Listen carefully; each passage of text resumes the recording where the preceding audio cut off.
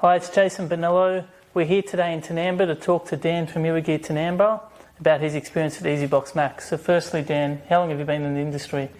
We've been in the industry for about 8 years. Started off as refrigeration and then expanded into irrigation and pumps and domestic side as well.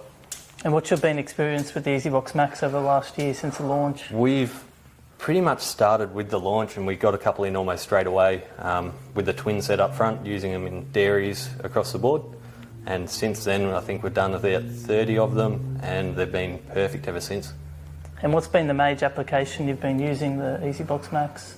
Predominantly on stock supply, so out of tanks feeding troughs for dairy farms, so anywhere from small farms with a couple hundred cows up to 1,600 cow farms.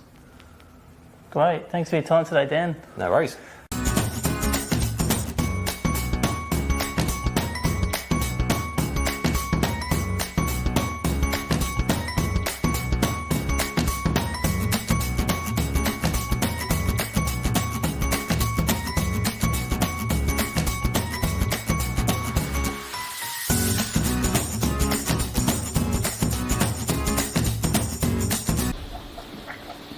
We've got a dairy farm here. We've slowly been converting over to the Esybox Max over the last year or so.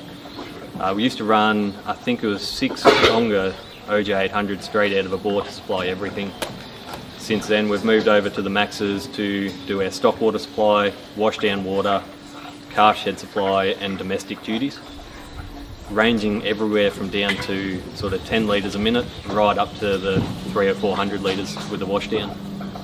Since then we've noticed huge savings in the power, better supply pressure, better flows across the whole site, as well as reduced pumps. We've gone from, I think it was 8 OJs down to 3 Maxes and still getting the same water supply across board. And since then we haven't really noticed any dramas whatsoever.